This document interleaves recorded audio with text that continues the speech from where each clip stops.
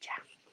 Entonces, les estaba explicando, empiezo a grabar ahora con un poco de desfase de la explicación. Les estaba explicando que aparte de lo que vamos a trabajar hoy día, ustedes van a tener que realizar este tercer y último ejercicio de planificación, y lo que tienen que hacer ahora es el insumo para la evaluación clave. O sea, esto es sí una planificación que ustedes van a desarrollar en conjunto, pero esta misma planificación o preplanificación, como yo la llamo también, y ya les voy a mostrar por qué.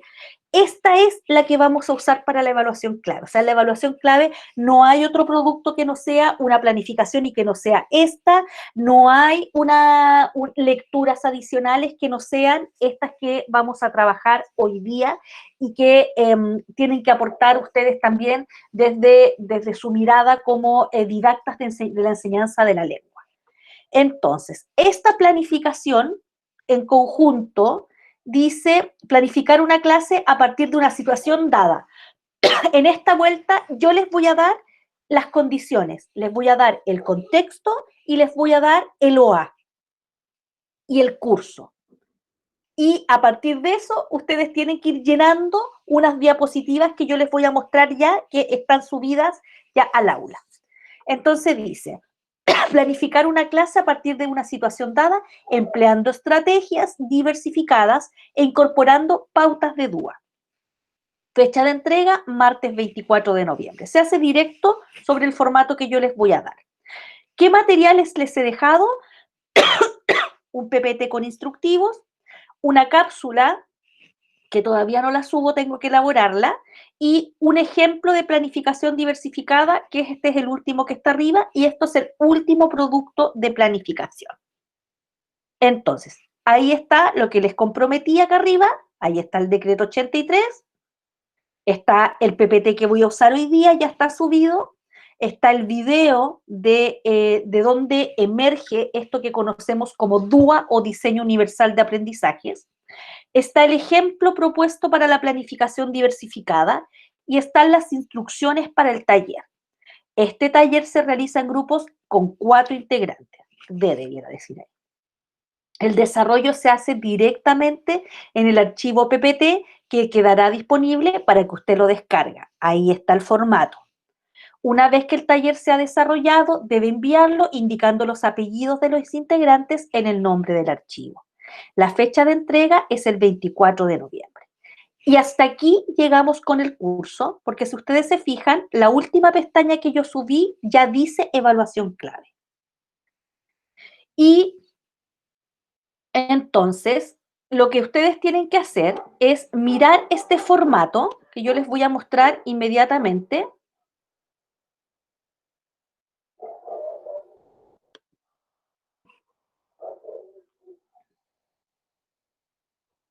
Ya. Aquí está la planificación que ustedes tienen que hacer. Yo les doy el curso, voy a avanzar rápido porque quiero sumarles conceptualizaciones para la planificación. El curso seleccionado para esta actividad para todos es primero medio. En las veces anteriores ustedes han podido elegir. Aquí todos vamos a trabajar con el OA 15 de primero medio. Acá yo les he puesto un hipervínculo. Si ustedes tocan aquí, los va a llevar directamente al programa de estudio. No los llevo al programa. Bueno, pero está el desagregado. Están los objetivos de aprendizaje. Aquí está el 15, porque necesitan en algún minuto ir a buscar los indicadores de evaluación. Por eso es que les dejé linkeados al tiro acá está, por ejemplo, el 15, que es este, ya, es este, y ahí si ustedes lo amplían pueden ver recursos, qué sé yo. Ya, entonces les decía que les he dejado el link al programa. Entonces, vamos a trabajar con la unidad 2, que se llama Ciudadanos y Opinión, y es texto argumentativo. Acá les he puesto conocimientos previos, que son los mismos que están en el programa, no los inventé yo, que son los conceptos de hecho, opinión y texto argumentativo, ¿ya? Aquí está el OA, No lo voy a leer completo, pero tiene que ver, ¿cierto?, con el modelo de escritura en fases, con un género asociado, que es el género argumentativo, y allí con un propósito, ¿cierto?, que tiene que ver con lo que ustedes van a definir. Planificar, escribir, revisar, reescribir y editar sus textos en función del contexto, el destinatario y el propósito. Entonces ustedes tienen que ponerle a esto un sentido. Luego ustedes van a encontrar un contexto. Este es un primero medio de un liceo. Tiene 37 estudiantes, 20 niños y 17 niñas. Y usted me dirá, ¿para qué me sirve ese dato? Bueno, usted verá qué hace con ese dato. Tiene un estudiante con trastorno del espectro autista Asperger en su sala. Tiene 5 estudiantes repitentes, lo que es una alta repitencia. Tiene un estudiante con movilidad reducida en silla de ruedas. Y usted me dirá, ya, ¿y ese dato qué hago con ese dato? Bueno, vea usted qué actividades va a hacer. Supongamos que ustedes los va a hacer salir fuera del colegio para que ellos hagan entrevistas a la comunidad y usted tiene que pensar entonces qué va a hacer con el estudiante. O puede que toda su actividad sea en aula y el estudiante y no haya ninguna necesidad de eliminar barreras de acceso para este estudiante que está en silla de ruedas. Tiene un estudiante con discapacidad visual, ¿ya? Es decir, tiene o es una ceguera progresiva para que pueda tener la tipificación de discapacidad visual o no ve nada. Tiene 3 adolescentes migrantes, 2 chicos haitianos, una chica venezolana en su sala. Y además tiene 3 estudiantes que provienen de un hogar de protección del Sename, que viven en un hogar y vienen al liceo y después se van de vuelta, ¿ya? Ese es su panorama de este primero medio. Usted le puede poner la letra que quiera, ¿cierto? De este primero medio de este liceo. ¿Qué hay en el liceo que usted le pueda servir para pensar en su planificación? El liceo cuenta con PIE, que es el Programa de Integración Escolar. Hay una educadora diferencial que tiene horas asignadas para el trabajo en este primero medio en la asignatura de lenguaje. ¿Qué hace usted con el recurso humano? Es una decisión que tiene que tomar en la planificación.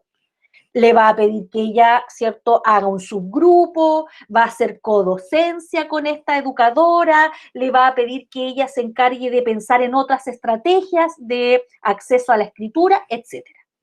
El liceo además cuenta con un pequeño estudio radial, cuenta con un CRA bien implementado, o sea, en este CRA, como son los CRA, ¿cierto?, tipo gubernamentales, son CRAs que tienen unas colecciones muy, muy, muy interesantes, libros, revistas, ¿cierto?, tipo Conozca Más, no sé, hay una variedad de cosas que hay en los CRA que ustedes las pueden pensar también, videos.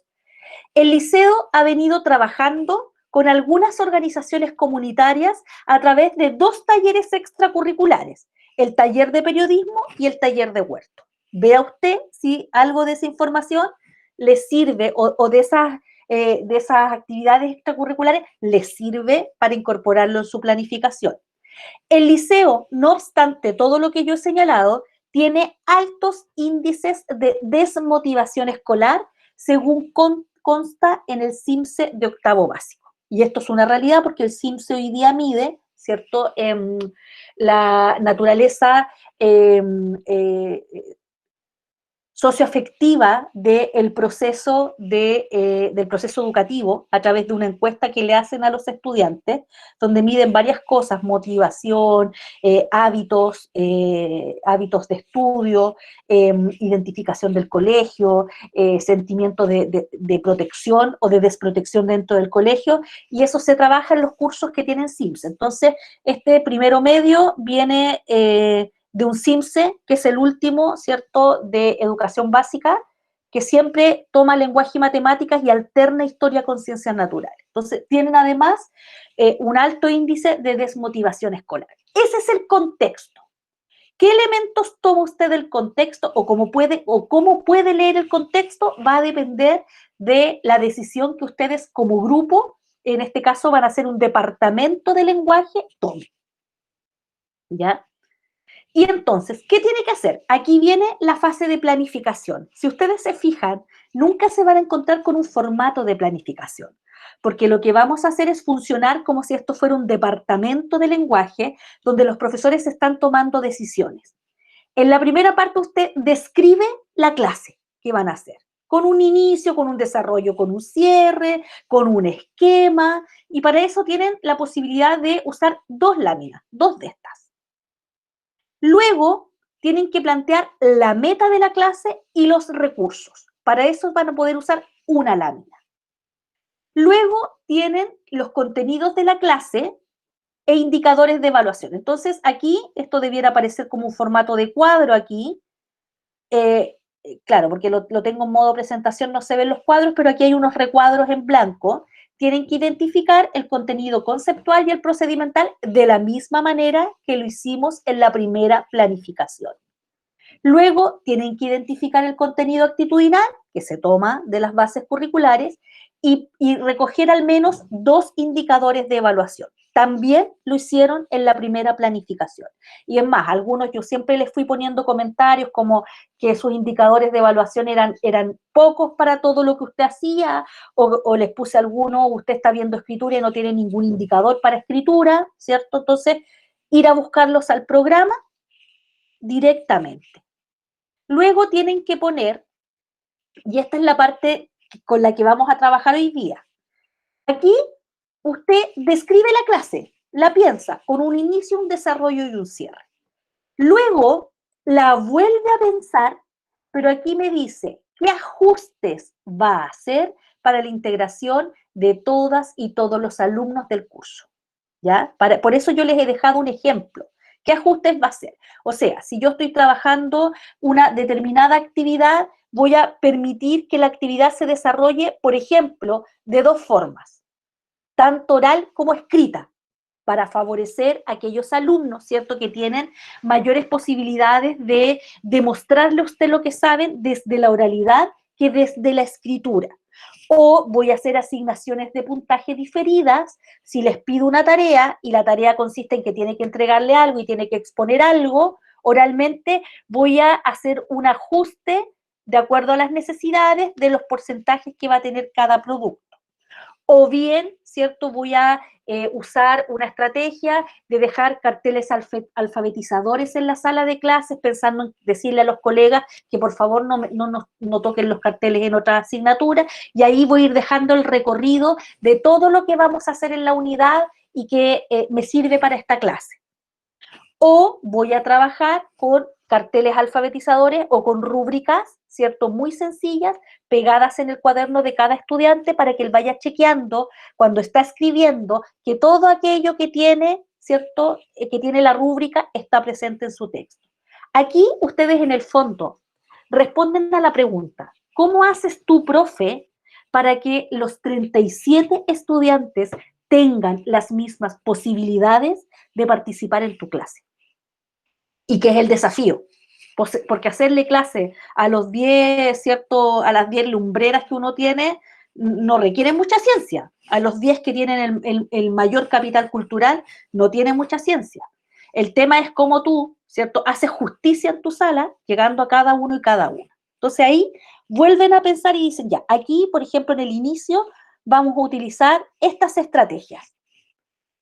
Y luego, un ejemplo de una actividad ajustada a la participación de todo el curso. En tu descripción, acá, vuelvo atrás, acá voy al tiro al chat.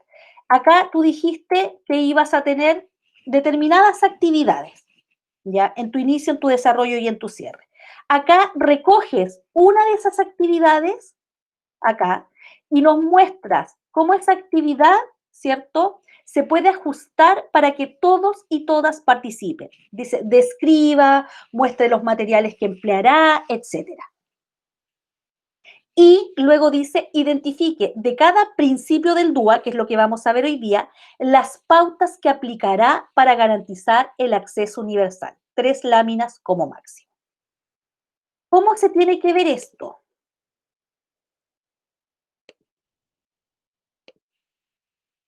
Profe, ¿puede ser 5? Sí, no hay problema. un grupo, no hay problema con eso. Si el tema aquí es pensarlo y mientras más con más personas yo pueda compartirlo, mejor. ¿Cómo se puede ver esto? Yo les dejé aquí un ejemplo. Esto que ustedes van a ver aquí es exactamente lo mismo que yo les estoy pidiendo a ustedes, pero es de otra carrera. Entonces acá tenemos, ¿cierto? Si ustedes se fijan, a este curso le tocó, era educación física, le tocó séptimo básico, el OA1, juego colectivo se llamaba la unidad.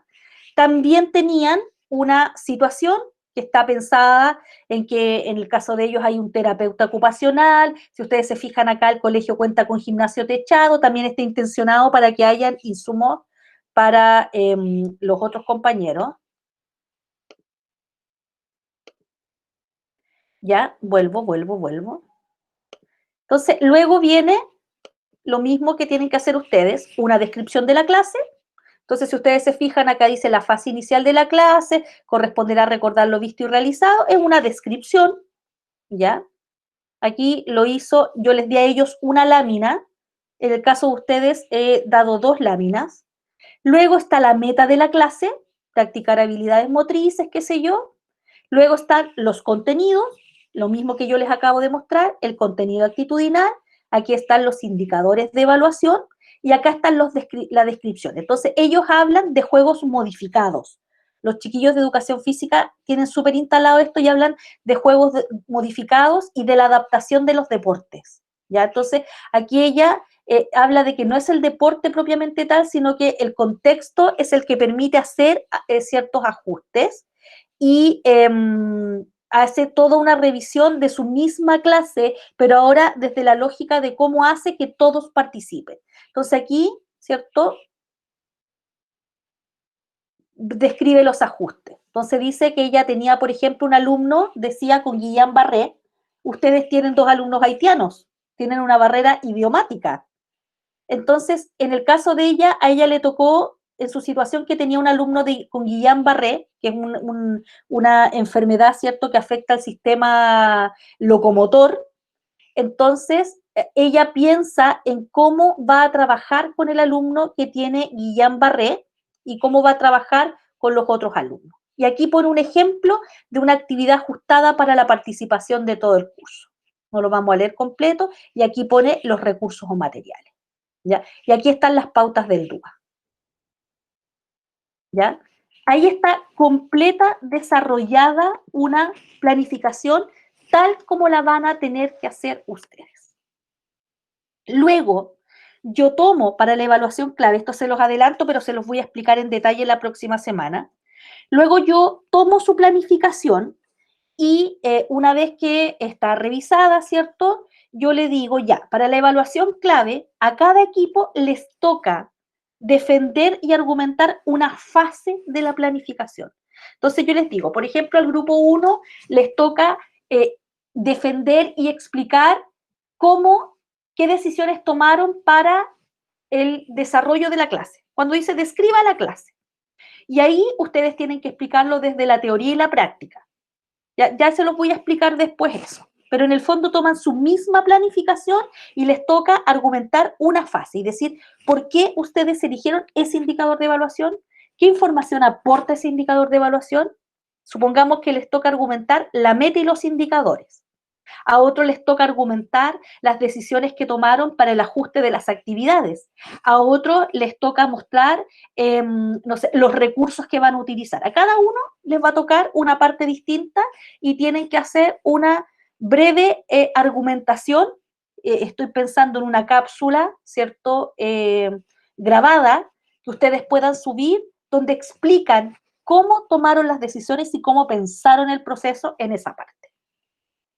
Pero todo eso va a estar puesto aquí abajo, por lo tanto no tienen que construir nada más, no tienen que pensar en otro modelo de planificación que no sea este que van a hacer acá.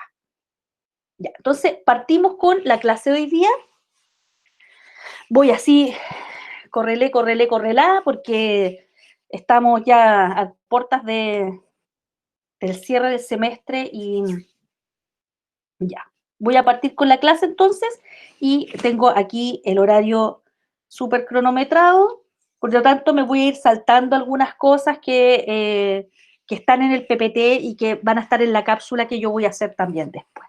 Aquí está lo que ya les dije, cuáles eran los objetivos de la clase.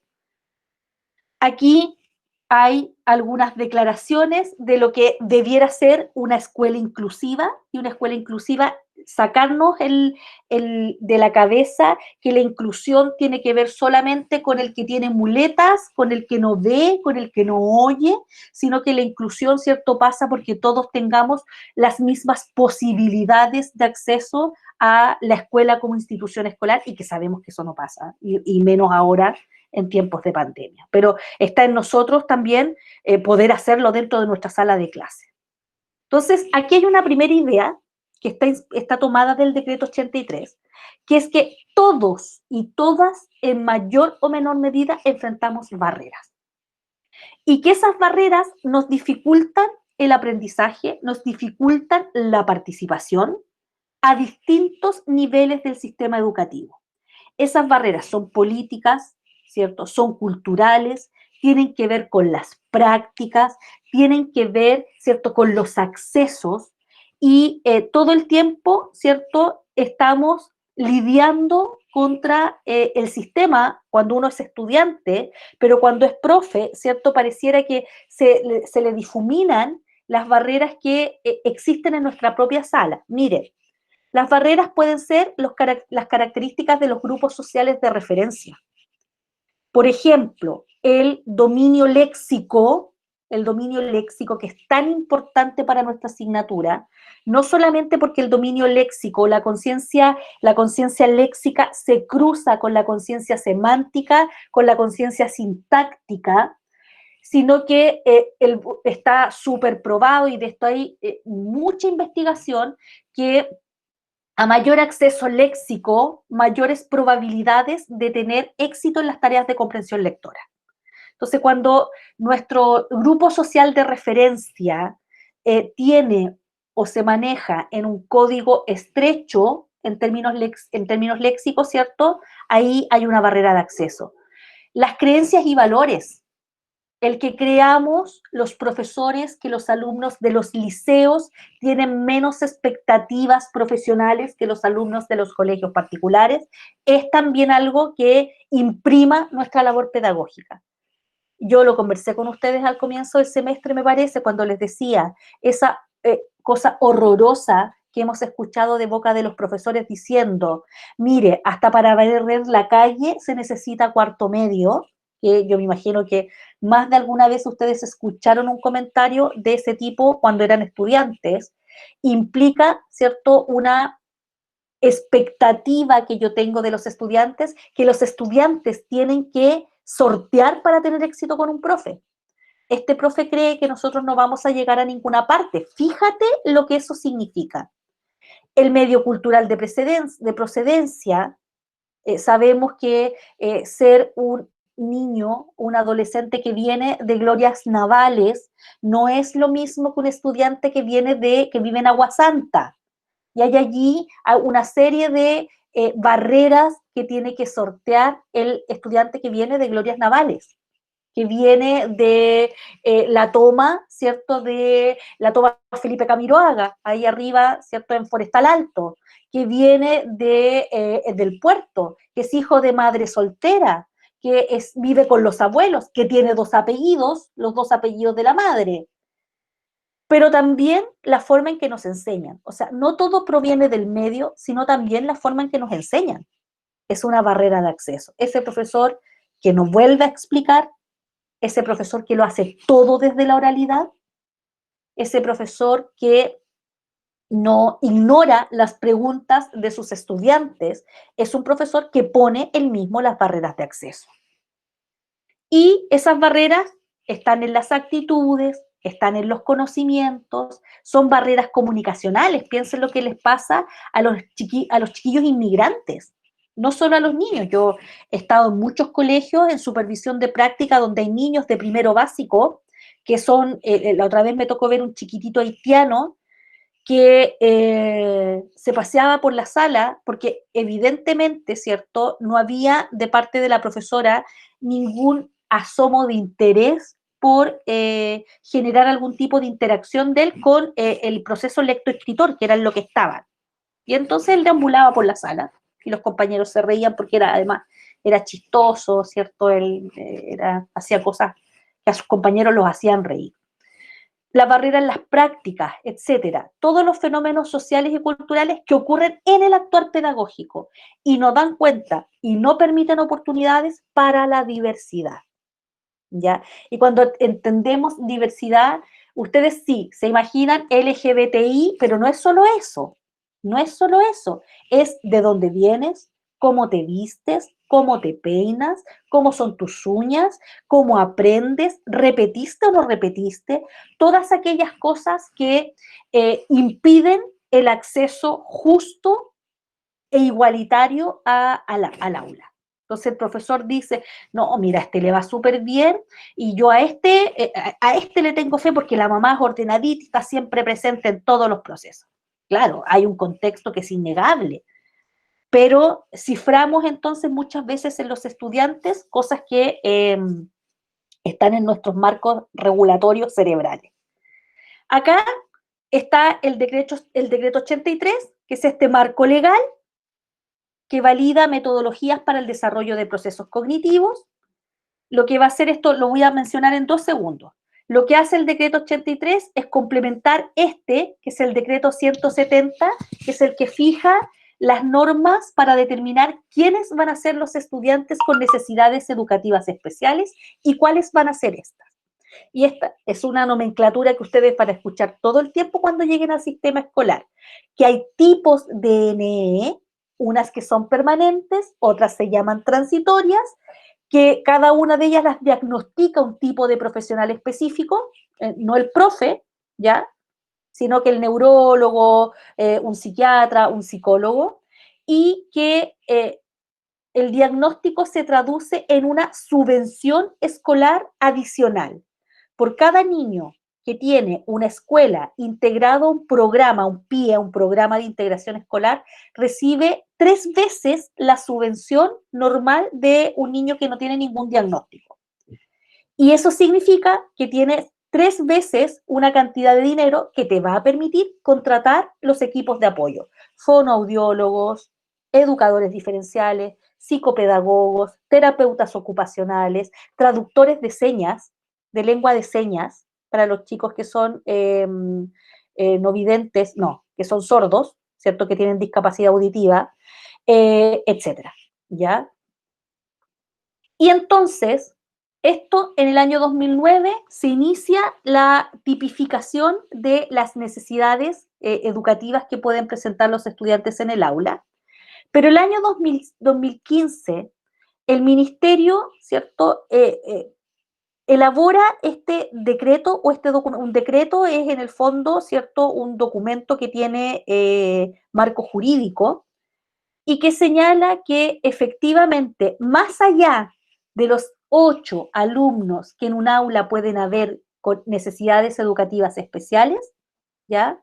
5 permanentes y 2 transitorios, todos y todas las alumnas en el aula enfrentan, ¿cierto? Enfrentan retos, enfrentan retos. Me pueden ir interrumpiendo si tienen alguna duda. Voy súper rápido acá, yo lo sé, y un tema súper lindo, pero lamento no tener más tiempo. ¿Qué decía el decreto 170?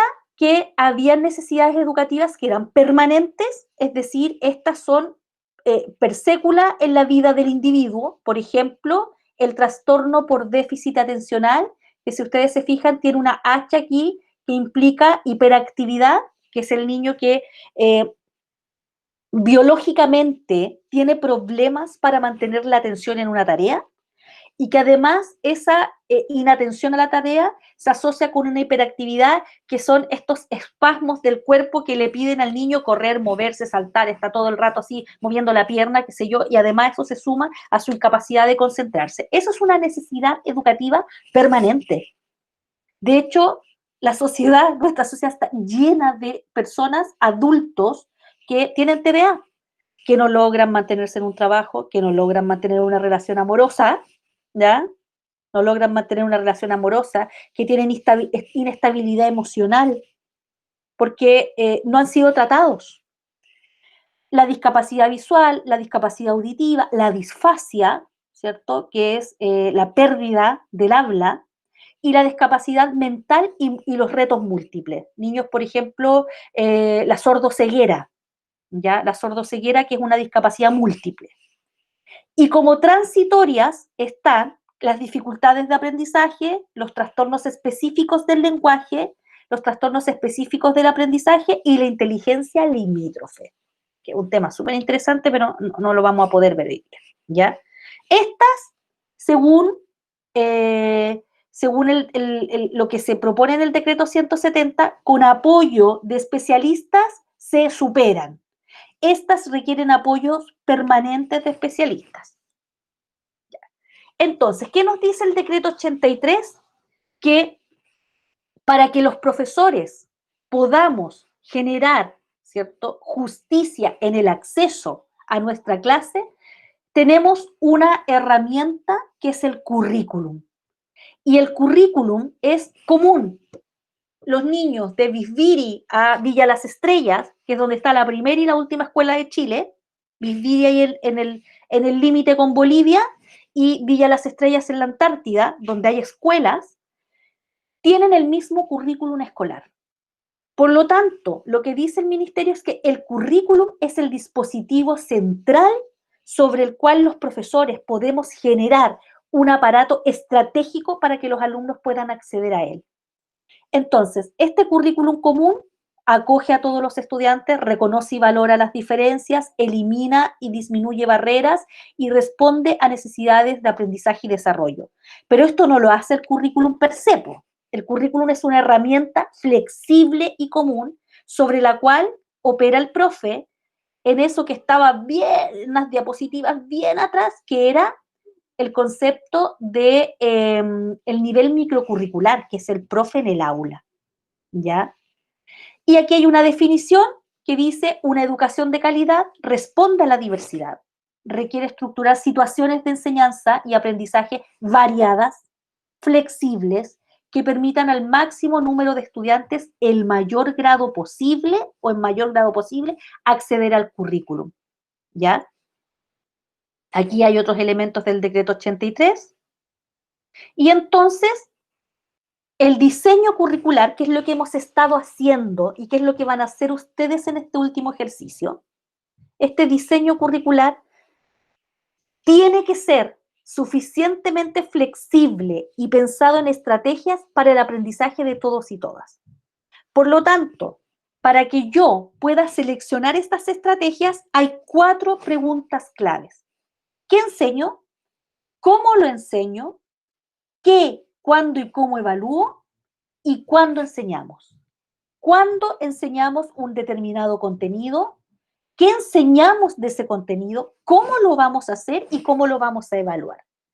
Y todas aquellas preguntas permiten la selección de estrategia. Y aquí hay un cuadrito, miren, que están donde están las preguntas. ¿Qué enseño? ¿Qué espero que aprendan los estudiantes? Tomar en cuenta la evaluación inicial del aprendizaje. Equilibrio entre habilidades, actitudes y conocimientos. ¿Cómo enseño? Diversificar el tipo de actividades. Ofrecer distintas actividades de distinta complejidad, concretas, simbólicas, abstractas, para trabajar un mismo objetivo. Secuenciar las actividades en pequeños pasos. Utilizar recursos didácticos bien diseñados y pertinentes. Priorizar situaciones de aprendizaje auténticas. ¿Cuándo enseño? La organización de los objetivos de aprendizaje. ¿Cuándo evalúo? Diversificar los momentos, los procedimientos, los instrumentos de evaluación. Tener, por ejemplo, tickets de salida permanentes como estrategia de evaluación formativa es una de las cosas que debieran responderse ahí.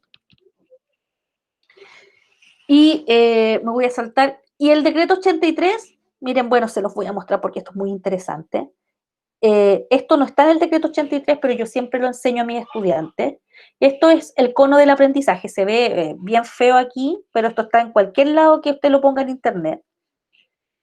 El cono del aprendizaje nos dice que después de 2 semanas se mide el recuerdo respecto de algo que hemos aprendido.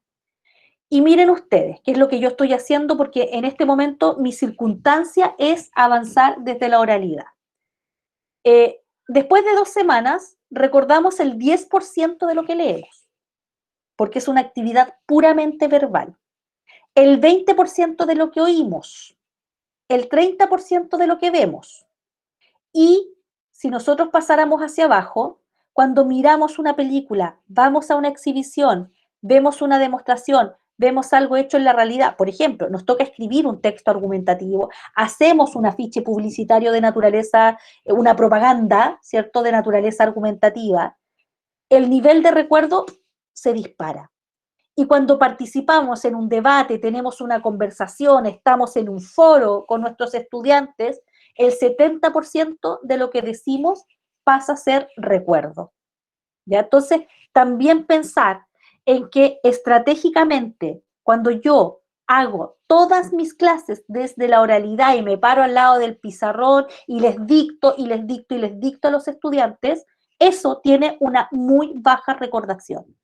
Pero cuando además con ellos yo expongo, luego lo representamos a través de la escritura, vemos, hacemos una demostración, leemos un texto argumentativo y lo discutimos, y luego nuestros textos argumentativos los presentamos y hacemos una suerte de debate, ¿cierto? El nivel de recordación se dispara, sobre todo para aquellos que tienen más problemas con recordar desde la oralidad. Porque esto quizás ustedes lo han escuchado, y esto está en el decreto 83 también, hay quienes postulan que las personas recordamos desde lo visual, lo auditivo y lo kinestésico, que es lo que se llama modelo BAC. Algunos recordamos más viendo, otros recordamos más escuchando, y la mayoría recuerda más haciendo. Eso es modelo BAC, ¿ya?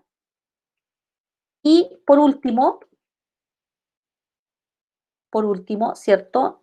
Está en esta presentación lo que es el diseño universal de aprendizajes, que es este conjunto de estrategias que nos permiten, nos posibilitan diversificar el trabajo que nosotros hacemos en el aula para atender a los estilos de aprendizaje, a los estudiantes que tienen necesidades educativas de apoyo, etc. Ahí está la película que yo les he puesto afuera. Y miren, el diseño universal de aprendizajes, que es el DUA, señala, no lo puedo agrandar, señala que hay 3 cosas importantes en el proceso de aprendizaje. Cómo yo represento la información para mis estudiantes, cómo ellos la representan para mí y yo para ellos, y los componentes motivacionales y afectivos que tiene el aprendizaje. Entonces, así se lee el DUA. Hay 3 grandes principios. El primero se llama múltiples formas de representación de la información. El segundo se llama múltiples formas de acción y expresión. Y el tercero se llama múltiples formas de motivación. Son 3 principios. Y cada principio tiene un conjunto de pautas. Estas de aquí son las pautas. Por ejemplo, voy a ver si lo encuentro, lo tengo acá. Lo tengo en más grande en alguna parte, ¿no? Puede que sea yo la que estoy tan piti que ya no lo veo. Ya, entonces dice, proporcionar diferentes opciones para la percepción. Es decir, todas estas pautas tienen que ver con cómo yo preparo discursivamente y procedimentalmente la información para que mis estudiantes puedan acceder a ella. Por ejemplo, opciones que permitan la modificación y personalización de la presentación de la información. Ya, yo les digo a los estudiantes, vamos a registrar esto que está en la pizarra y ustedes tienen 2 posibilidades. Pueden tomarle una foto con su celular, ¿ya? Y esa foto, supongamos que la transformamos en un código QR y ese código QR lo pegan en su cuaderno. Miren lo que les estoy diciendo, ¿ya? Vamos a generar códigos QR que van a pegar en el cuaderno y que con su celular van a poder acceder a él, o pueden copiar el mapa conceptual que está en la pizarra. Ofrecer alternativas para la información auditiva, ¿ya? Ojo, yo estoy diciendo esto y además lo voy a dejar escrito en la pizarra. Ofrecer alternativas para la información visual. Esto va a quedar escrito, pero también va a quedar representado de otra forma. Y si ustedes se fijan, para ir hacia abajo, van leyendo estas pautas, definir el vocabulario, ¿cierto? Por ejemplo, trabajar con glosarios, facilitar la decodificación de textos, notaciones matemáticas y símbolos a través del uso de estrategias. O sea, estas son las pautas. Aquí uno podría pensar cómo puedo facilitar la decodificación de textos, qué estrategias me sirven para aquello, proveer o activar los conocimientos previos, guiar el procesamiento de la información, la visualización y la manipulación, que era lo que yo les decía. ¿Cómo sistematizas información? En las múltiples formas de acción-expresión, por ejemplo, proporcionar opciones para la expresión y la fluidez de la comunicación. Cuando yo les digo, miren, ustedes me pueden dar esta respuesta de dos formas. Pueden escribirla o pueden dármela oralmente. En tiempos de pandemia, yo podría decir, pueden mandármela por escrito o me pueden grabar un audio. Me pueden grabar un audio. Guiar el establecimiento de metas adecuadas, apoyar la planificación y el desarrollo de estrategias, etc. Y en el último nivel está todo aquello que tiene que ver con la motivación, optimizar la elección individual y la autonomía, resaltar la relevancia de las metas y los objetivos, por qué estamos haciendo esto, por qué hacemos lo que hacemos, cuál es nuestra meta, incrementar el dominio de retroalimentación orientada, ya sabemos lo que es retroalimentación y cuál es el efecto que esto tiene, variar los niveles de desafío y apoyo, lo que estoy haciendo, cómo responde a los que necesitan más desafío, cómo responde a los que necesitan más apoyo, desarrollar la autoevaluación y la reflexión, etc. Entonces, cuando ustedes pueden manejarse en esta tabla, mirarla, pero lo que yo les pido en su planificación es que ustedes actúen estratégicamente. Esto quiere decir que piensen en esta planificación que ustedes van a tener que construir pensando en todos los niveles que usted puede encontrar en la sala de clases. Es decir, los niños que tienen nivel de acceso en apoyo, que yo tengo que apoyarles, y ahí tengo dos chicos haitianos, tengo una chica venezolana. ¿Será un problema la chica venezolana o no en términos de acceso lingüístico? Puede que sí. Puede que los modismos que nosotros incorporamos permanentemente sean también una barrera de acceso. Si vamos a hacer texto, vamos a escribir textos argumentativos, vamos a hacer una actividad y en esa actividad yo tengo que integrarlos a todos y todas, pero tengo estudiantes que siempre sé que son los que tienen un alto nivel de participación y otros estudiantes que nunca participan.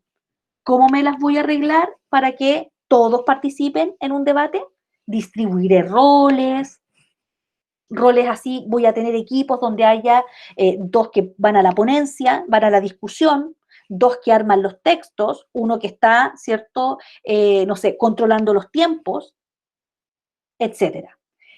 Luego, ¿cómo voy a motivar estas situaciones pensando que es un curso altamente desmotivado, que tiene 5 estudiantes repitentes, que tiene esta realidad y que probablemente, ¿cierto?, es un curso que hasta octavo básico no encontró grandes elementos para motivarse en el plano, ¿cierto?, escolar, y tengo que pensar también en aquello. Todo eso tienen que transformarlo entonces en este taller, en este taller. Entonces, ¿qué cosas tienen que hacer ustedes? Yo ahora voy a hacer mediación oral de lo que usted tiene que hacer. Lo que usted tiene que hacer es volver a mirar este PPT y ver este video, ¿ya? Ver este video, porque este video explica en una cantidad de tiempo bastante breve lo mismo que yo les acabo de explicar. Es que cuando pensamos en el proceso, tenemos que pensar en cómo representamos la información para nuestros estudiantes, cómo podemos esperar que ellos la representen de vuelta hacia nosotros y qué elementos de motivación, de autonomía vamos a trabajar. Entonces, ustedes ven estos materiales, aquí les queda como referencia el decreto 83, que tiene, de aquí yo he tomado, ¿cierto?, algunas gráficas que les presenté, no tienen que leerlo completo, pero sí tienen que saber, aquí están los principios del DUA, acá donde dice respuesta educativa a la diversidad, proporcionar múltiples medios de representación del explicado también, proporcionar múltiples formas de ejecución y expresión, proporcionar múltiples medios de participación y compromiso, ¿ya? Y aquí, bueno, vienen todos los criterios de adecuación curricular, que eso no lo alcanzamos a ver y no sé si los ven ustedes en alguna otra asignatura, pero ya, no sé si aparece alguna imagen que me sirva como para sintetizar. Bueno, es un documento que no es muy extenso, tiene 41 páginas, como ustedes ven, pero allí están nuevamente explicados los principios del DUA.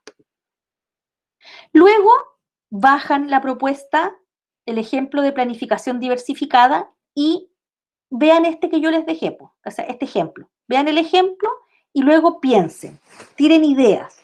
¿De qué se va a tratar nuestra clase? Primero la pensamos como una clase estándar. Esa es una de las primeras cosas que ustedes tienen que pensar, una clase estándar con esta realidad que tenemos. Pero luego la vuelven a mirar y ahora es como si al principio la miráramos, ¿cierto? Con largavistas o con binoculares y en la segunda parte la miramos con lupa. Esa es la diferencia. En la primera parte es una clase estándar, pero en la segunda, cuando tengo que abrir mi planificación, la miro desde la lógica de que todos y todas puedan acceder a la propuesta que yo he diseñado. Y entonces, desde la didáctica, usted aportará algunas estrategias, porque usted es un especialista en didáctica de la lectura y la escritura, y como tal, ¿cierto? Debe saber que la lectura y la escritura son procesos altamente complejos porque implican movilización de habilidades cognitivas de orden superior y cada una de esas habilidades tiene un conjunto de subhabilidades y por tanto, cómo usted se va a procurar que los estudiantes, ¿cierto?, puedan acceder a el objetivo final, que es lo que usted quiera, la escritura de un texto, un afiche, un cartel de propaganda, etcétera. Ya, preguntas. Tengo una ronda de preguntas. Hoy día es nuestra última clase formal. La próxima solo va a ser referida a evaluación clave. Preguntas. Fecha, ya. Nadie me lo ha preguntado, pero yo digo, fecha. Martes 25. Pero el martes yo voy a estar con la clase abierta para que usted venga a resolver inquietudes. Y pueden entregar la planificación en la noche, martes 24. Sí, Camila, martes 24, yo a las 15:50 voy a estar conectada y usted viene con dudas. Profesora, nosotros hicimos esto, ¿lo puede mirar? No voy a mirarles todo porque hay cosas que ustedes ya las han hecho, el establecer el contenido procedimental, conceptual, actitudinal, los indicadores de evaluación, eso ya no lo voy a alcanzar a mirar, pero sí en esta discusión abierta que podamos tener el martes, usted puede decir, profe, le proyecto esto, mírelo, esto está bien así, y yo diría, ya, te falta como definir la estrategia, qué sé yo, o voy a decir, está perfecto. 15:50, voy a estar conectada. Incluso, si es que pudiera hacer algún ajuste, me gustaría conectarme un poco antes, por si alguno de ustedes no viene de clase previa o no sé. Ahí les voy a comentar cómo me puedo conectar antes, para darle espacio a la mayor cantidad de gente posible. Ya, ustedes definen los grupos miran los materiales y ustedes saben que me escriben, yo trato de contestarles lo más pronto posible en la medida de mis posibilidades, y eso. Y durante el fin de semana van a ir recibiendo el video. ¿En qué fecha se entrega? Yo creo que la primera semana de diciembre, Camila. Yo creo que el primer martes de diciembre, espérense, déjenme mirar el calendario. El video de la evaluación clave está preguntando Camila por si acaso, para quien llegó después. Nos queda esta semana, debiera ser el 1 de diciembre. Es un video de la evaluación clave donde ustedes defienden y argumentan una parte de su planificación, una parte. Y yo les pongo una situación, pues, como imagine que usted está en una consigna de trabajo, pues imagine que usted está en el consejo de profesores y con los colegas del departamento de lenguaje tienen que mostrar, ¿cierto?, una actividad que van a realizar y para eso haga como que está discutiendo la fase de, no sé, de descripción de la clase. Entonces ustedes la graban y lo hacen con una situación retórica ficticia, dicen, bueno, colegas, esto es lo que hemos acordado, en esta clase vamos a trabajar desde este contenido conceptual, este procedimental y esta actitudinal, porque, y ahí lo justifican. Y lo graban en una cápsula que debiera tener 4 minutos como máximo y la envían. Esa es la evaluación clave, es la defensa de su diseño. 1 de diciembre, pensémoslo así. Entonces yo corrijo toda la semana del 1 de diciembre por si alguno de ustedes fuera a dar examen. Yo no sé si alguno de ustedes va a dar examen, porque en general con un 4.5, que es la exhibición, y como yo los veo, ¿cierto?, en sus calificaciones y en sus desempeños, yo creo que quienes pudieran llegar a dar examen van a ser muy poquitos. El resto debiera, ojalá, eximirse. No lo digo para no tener menos que corregir, sino que porque en realidad tienen todas las rutas en la asignatura, están los videos, están los materiales y está la posibilidad de que cada uno de ustedes siempre se contacte conmigo de manera personal si tiene alguna. Yo sé que ustedes están reventados también. Lo sé que están así al borde del colapso y que estas últimas 2 semanas van a estar más sometidos a presión que nunca. Ya, estoy en la hora. Recuerden que mi compromiso, estén atentos a que les voy a subir una cápsula, sin improperios esta vez, ¿ya? Les voy a subir una cápsula donde les explico nuevamente el procedimiento de realización de la planificación. Ya, listo, los dejo entonces. Les subo la clase también, ¿ya? De nada, Lisette. Muchas gracias a ti por las muchas gracias. ¿Ya? Chao, Estoy profe, gracias. Chao, gracias a ustedes. Chao, profe, gracias. Chao. Profe, muchas gracias por todo, que esté bien.